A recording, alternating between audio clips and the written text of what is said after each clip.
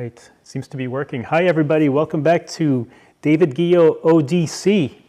And I'm super excited to bring you today's video about the intelligence of the universe. And how are we going to resolve whether or not we have real answers today as to how and why we're here.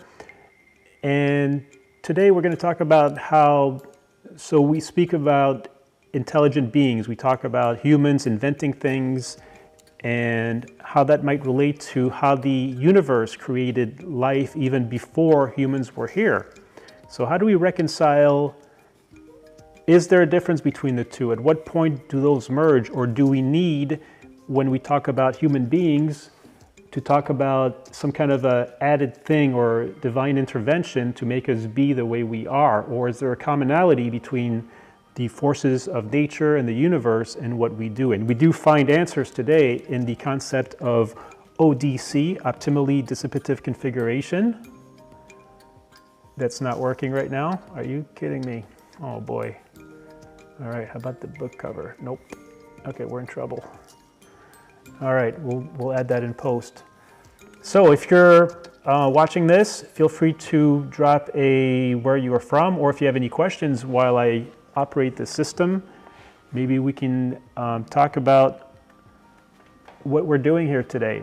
So first I'm going to move this here since nobody's watching yet. That's fine. I can actually edit that after, which will be fine. If I bring this, pop out the chat, bring this here, and then bring the chat here. Should be able to see if anybody has a question.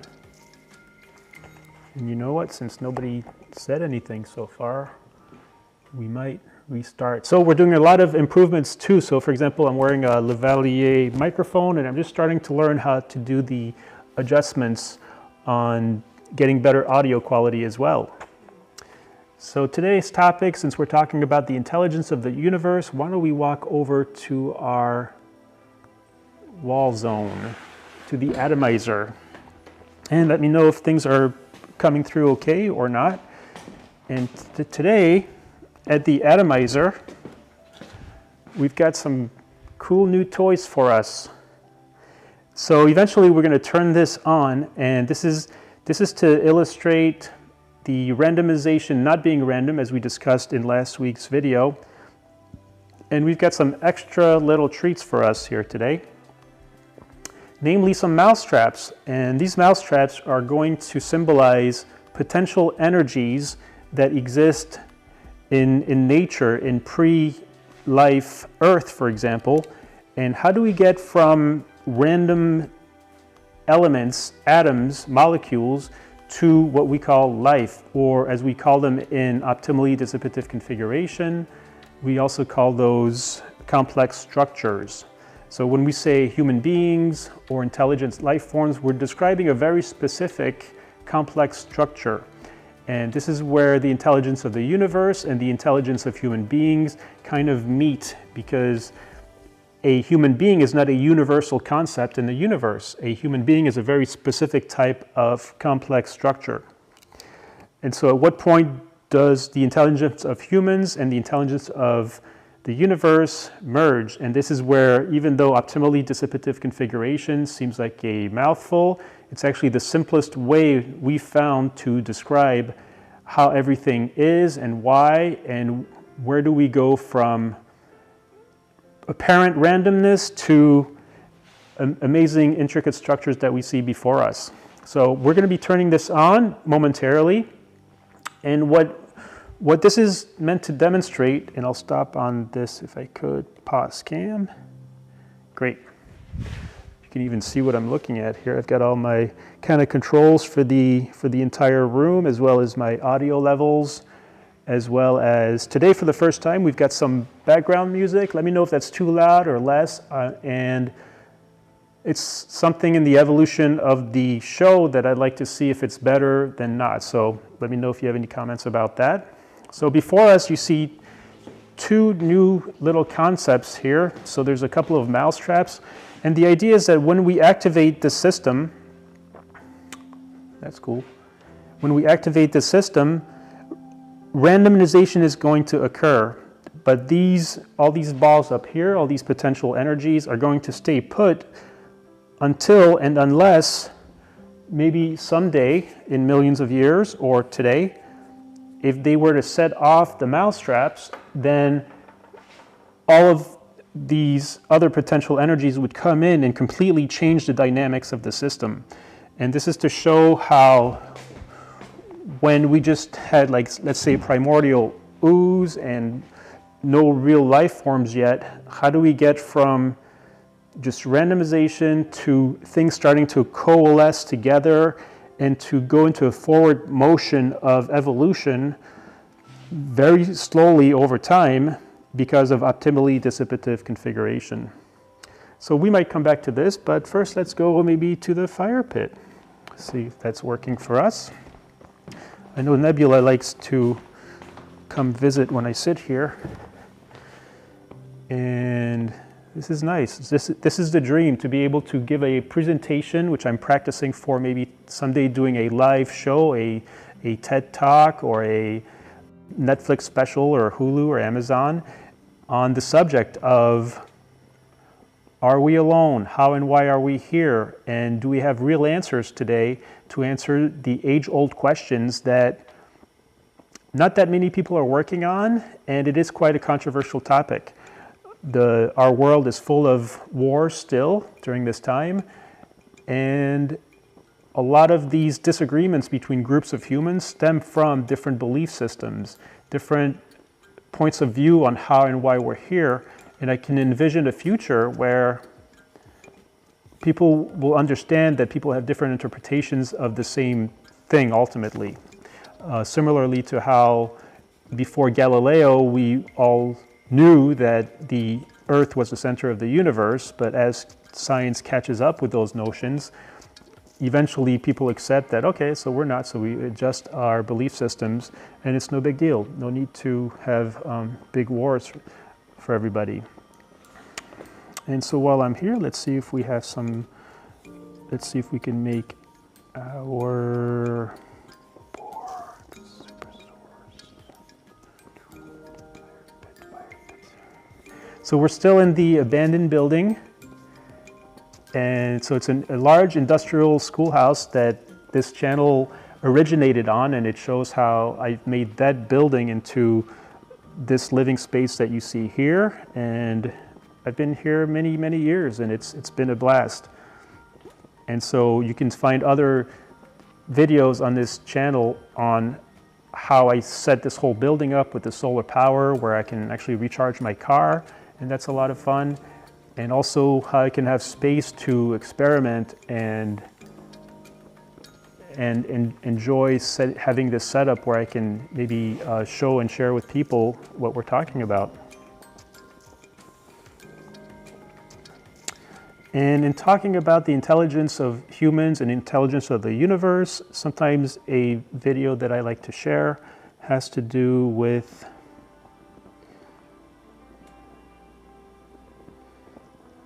so if we look at a city, a very human-made concept where we've got the traffic of all these cars here, and they're coming and going, and it's a very concrete jungle that we're brilliant at inventing. And if I let this keep going, notice how similar it looks to, let's say, blood vessels in us, and see how each little blood platelet kind of knows where to go and to deliver the goods for the bigger structure. And I've always latched onto that concept. Why is that so similar? And is there a similarity between the intelligence of humans and the intelligence of the universe, and where do those merge? So I always found that interesting. And let's go back to this. Okay. So no questions so far. Thank you for joining me. If you're new to this channel, so I've changed it from the Days Post-Apocalyptic World, where I'm living in this crazy, awesome abandoned building, to the origin of life. because I was looking for a topic that might relate my book better to the masses, because the concept of ODC is brand new. So how do we introduce it to the mainstream? And it so happens that ODC can account for everything that we see around us, from the layout of our kitchens to how we commute to work, to when we get to a store, how do we pick and choose which parking spot we are, our relationships. Why is it that human beings of different sexes at different times in their life are more or less attractive to the other one? All can be easily whittled back down to optimally dissipative configuration. And the idea is that the configuration or relationship that occur, whether it's how we get to work, to the design of our kitchen, to relationships, the configuration that works best for our survival is the one that sticks. It's more irreversible. And this relates back to, since our survival then, what is the purpose of that? And the purpose of our survival and existence in all living things is that they're able to extract resources and increase the entropy of the environment better than not being here. So it's not necessarily the most romantic solution and answer to everything that we might be looking for, but it is the truth, and it is how things occur. It accounts, like if we talk about the Matrix or other fun science fiction types of imaginary things we have, or that we're part of a video game or something like that. All of those things are human-centered types of stories that may or may not work for us, but ultimately over time, they don't work in the long run because they're human-based, and humans were here far late into the evolution of the universe. So 2 quick things we'd like to do. We're going to go back to the wall and look at, you might have noticed a diagram.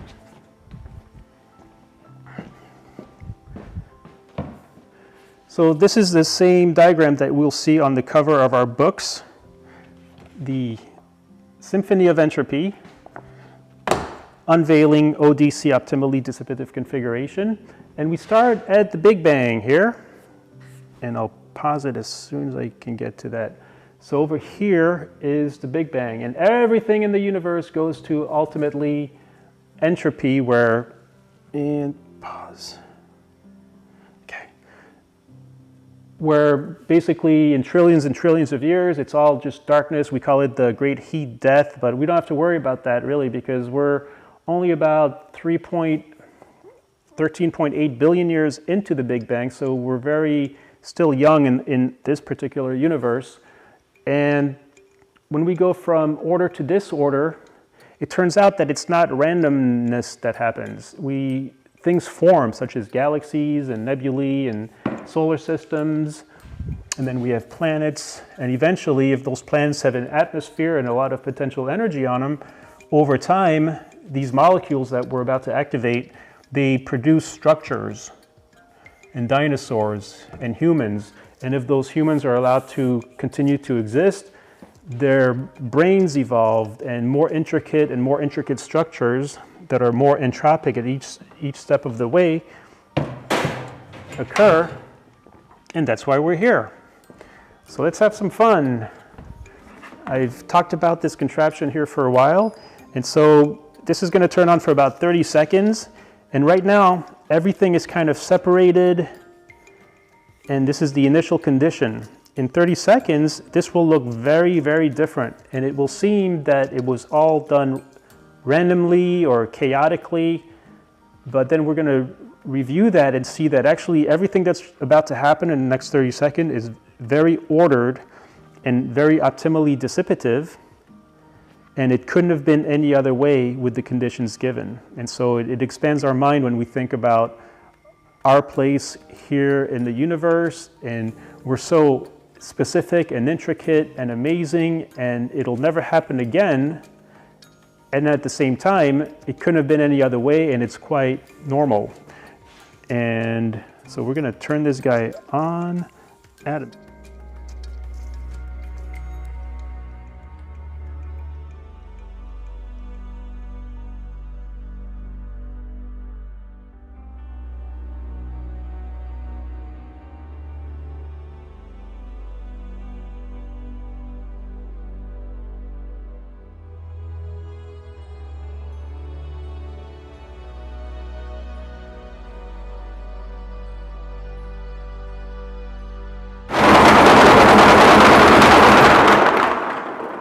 Okay, so it looks a lot different than it did 30 seconds ago.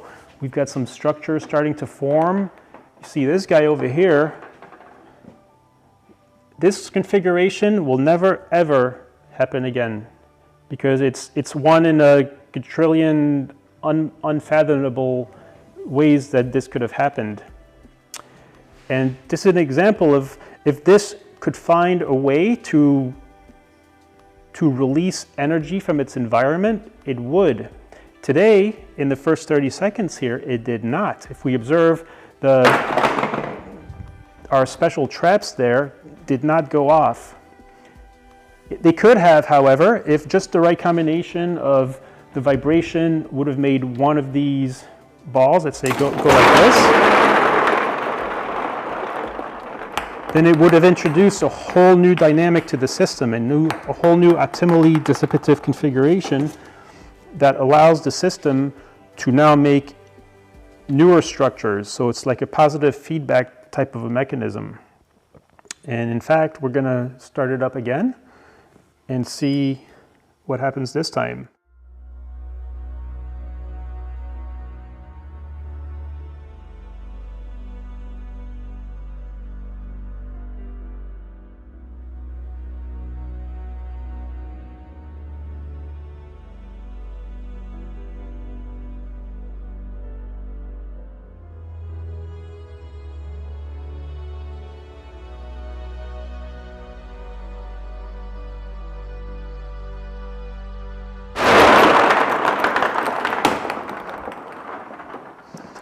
So most of these ping pong balls do not have any kind of magnets on them, and some of them do, and this is why in some circumstances we have unique new structures forming, such as this one here, which also will never happen again. So this model helps us understand how even though things seem chaotic, they couldn't have happened any other way based on the parameters that they occurred with.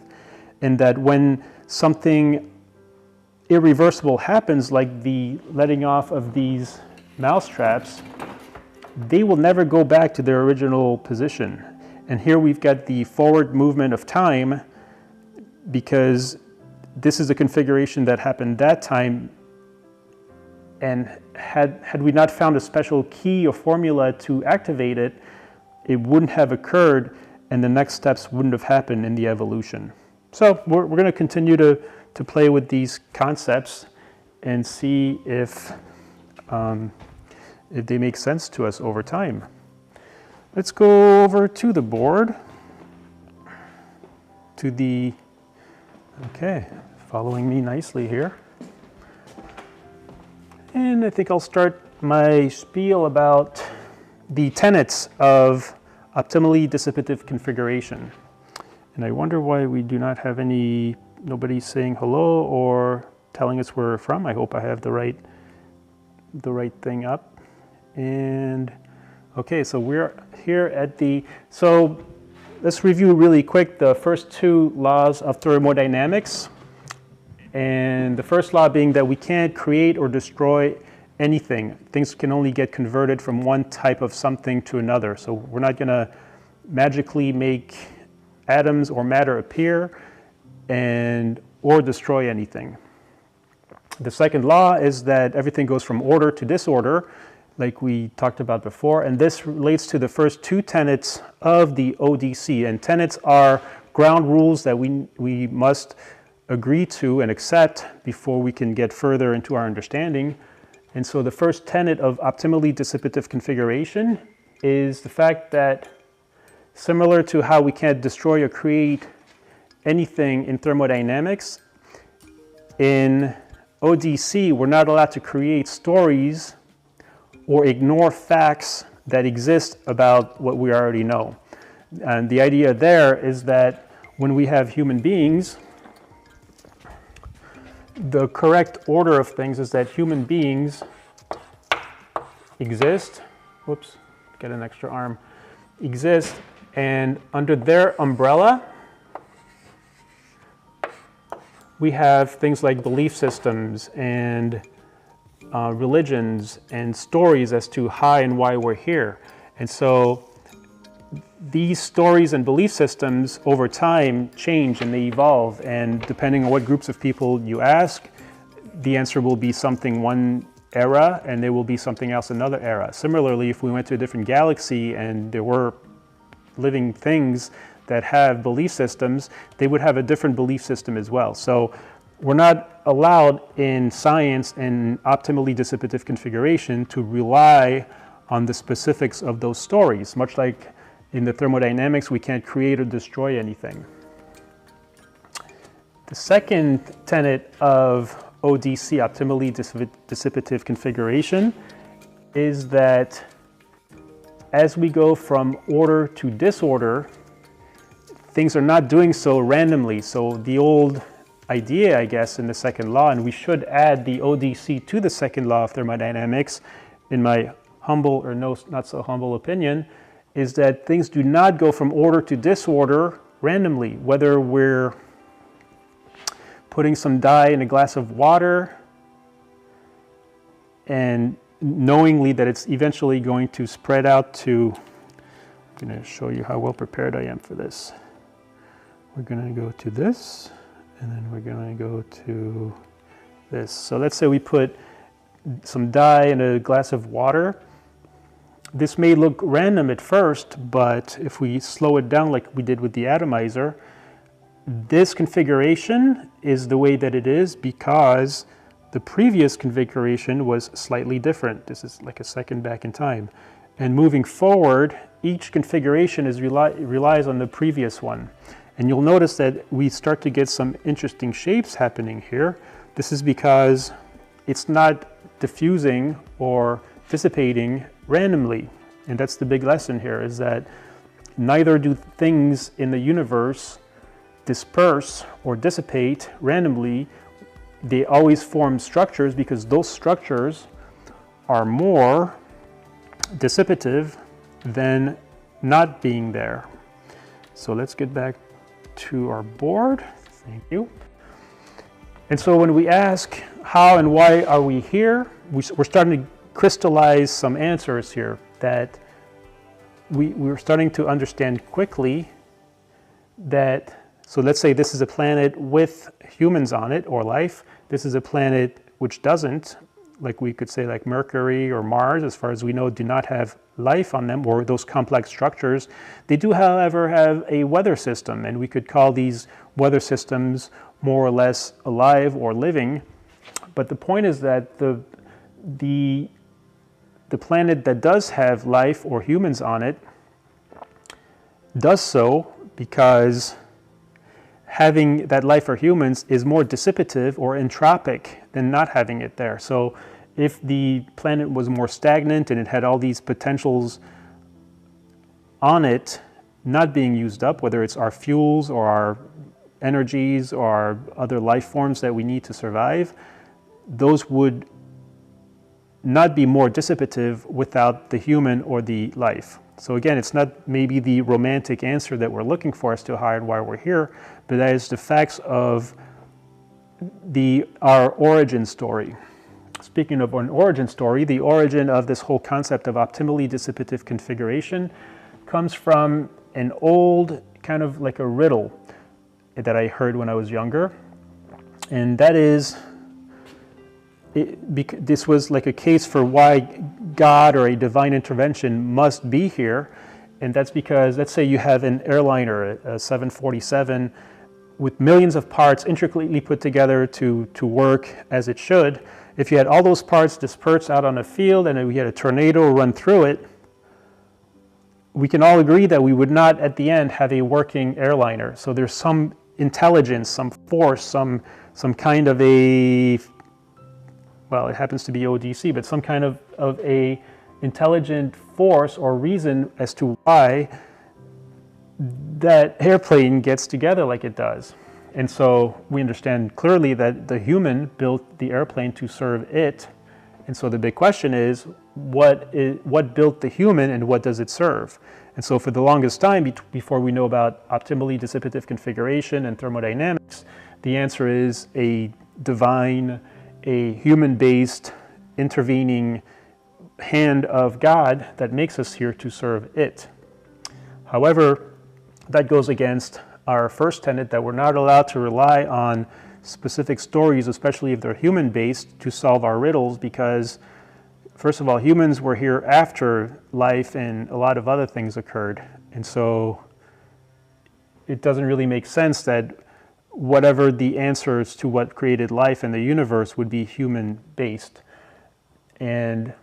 But if we zoom out a little bit and we're looking for an ultimate force or power or intelligence, if we think of things as optimally dissipative configurations, then it fits nicely that the airplane is the optimally dissipative configuration that serves the human's survival and reproduction and health, because it helps disperse it, and the human is serving the universe and is here because it is increasing the entropy of the universe more so than if it wasn't here. And so let's go back to this guy here. I haven't mentioned yet our main guy here for this channel is somebody called Jeremy England. And so he's a real live physicist, PhD, and I have Michael Jordan there because he's the Michael Jordan of our biophysicists. And a while ago, he came up with dissipative-driven adaptation, and he said that life should be as unsurprising as rocks rolling downhill, and that changed my life. It got me to a point where, we have real answers as to how and why we are here, but it took me a while to understand what he meant by the fact that we are us being here should be as unsurprising as rocks rolling down a hill, and this is what I have here, a ball or a rock rolling down a hill.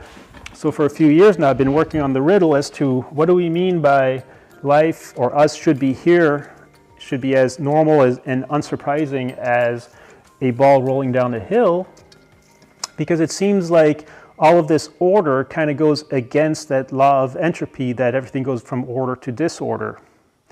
So the trick to understanding that riddle is that these complex structures occur only when there's a high energy potential somewhere, that if a special key to release it could result out of randomness, then it would stick in that configuration. And so that's, again, it took me years to actually grasp that concept and really take it in as to being a reality. And so the idea is that it's not so much us fighting entropy by going uphill, it's that, I'll put an arrow here, it's that the hill is constantly rising.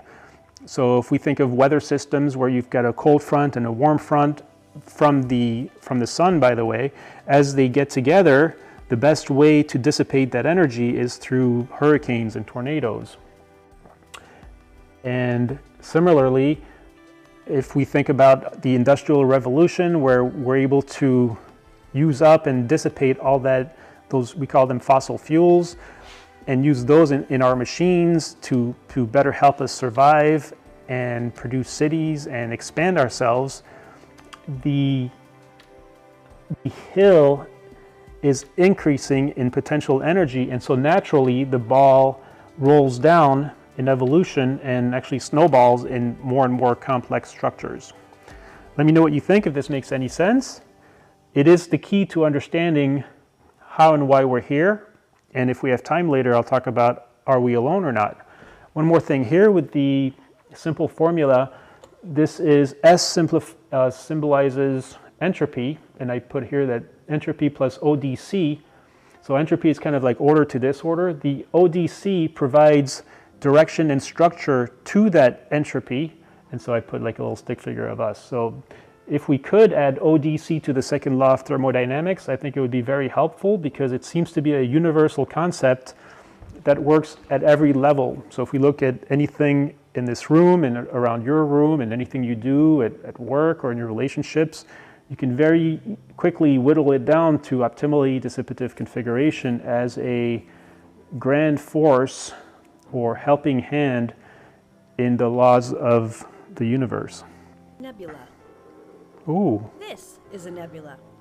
That's not good. It may look like a... Okay. Let's go, why don't we go ahead and go to the holodeck as I check my messages. I don't think anybody's watching us yet, which is cool because I need the practice, and doing it live like this every week at 7 p.m. gives me the adrenaline or the pressure to actually improve myself in this presentation, because there's a lot of moving parts here and it's easy to, okay. So here we've got our little friend Nebula. She is our mascot. You want to say hello? Yeah, she likes to chase flies. But speaking of Nebula, what we're going to do now is have NASA explain to us how is a nebula almost, we could call it a life form on this channel because it actually gives birth, let's say, to all these stars, and it does it over and over again and repeatedly in a similar way. So it's almost like a grand queen bee that's producing all these little Earths that then, or stars that then produces all these little us's. How does a nebula make stars? Well, nebulae are made of very spread out dust particles and gases, mostly hydrogen and helium. Gravity begins to pull clumps of dust and gas together inside the nebula. Then, as those clumps grow larger, their gravity gets stronger and stronger. Eventually, a clump of dust and gas gets so big that it collapses from its own gravity. This collapse causes the material at the center of the cloud to heat up, causing the beginning of a star. Okay, and here I've got, this is another paints and dyes going inside a glass of water, and how much that looks like our actual nebulae. And, oh, okay, little kitty, ow. And, okay, on the topic of randomness, I'd like to talk again about how we view randomness, but if we had all of the information, we would see that it's random to us, but to the universe, it's not random at all. And to explain that, I'm going to show us a typical coin flip that we use to decide 50-50 chances of things. And indeed, when we do the motion of pushing a coin to do the, and I've got a cat that's about to attack. Oh! All right, kitty cat. Okay, all right, okay. Yeah, you're a good kitty. You're Nebula. She heard her name and she had to help us out. Okay, but the point is that, the point is that I'm going to go ahead and pause this video here. Oops. There we go. If we were to pause this right before he flips it, if we knew exactly like what angle, what force, what side the coin was on here, and I can actually go back. Nope. Forward 1 second. Whoops. Oh boy. All right.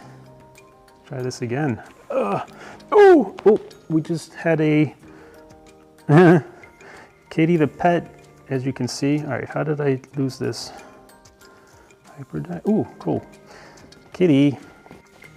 And I have a hunch that Kitty the pet might be Pat Bremer, or our initial that changed his name. Oh boy, Optimally Dissipative Configurations.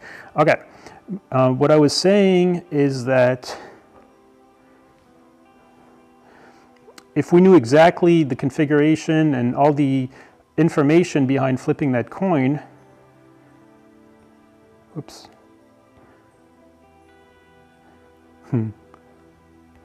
Second backwards, another second. Okay. I'm going to go frame by frame, see if that works. If we knew everything that's about to occur, we could see that it's actually happening exactly as it should. And at this point here, the universe knows where it's going to land. And we don't, but we would if we knew all of the information. That's the idea behind understanding that randomization is actually a very carefully intricate part of how and why we're here, and why everything is the way that it is. And okay. No, Kitty the pet says, no, I'm a biologist by education, but a good for nothing by profession. Cool, yeah, I could relate to that. That's he might be talking about me, actually. And let's see what else we have here. If you have any questions, please feel free to ask them while I'm here at the... All right, we're going to do the forward movement of time. So this big floof that we see here wasn't always a big floof. At one point, it was a little floof. And this is our nebula. She's looking at herself. And, oh yeah, and that's the same cat. It's hard to imagine it's the same kitty cat. I had her ever since I bottle fed her. And there goes the other kitty. And that's my darling baby. And as long as we're here, we're going to look at one more thing. Here's some beautiful clouds. And so another analogy to how and why we're here, and how is it that we're so intricate and special and unique, and yet we will never be reproduced the same way again in the whole universe. How can I have the confidence to say that? Because let's say we look at clouds in the sky, this configuration that we see right there, we will never see that exact same configuration again, and yet clouds are very common. Okay, so in this analogy, the fact that we call our optimally dissipative configurations human is that very configuration that we see there. If we move forward 1 second in time forward, the clouds or the optimally dissipative configuration still exist, but then we would call that a different name.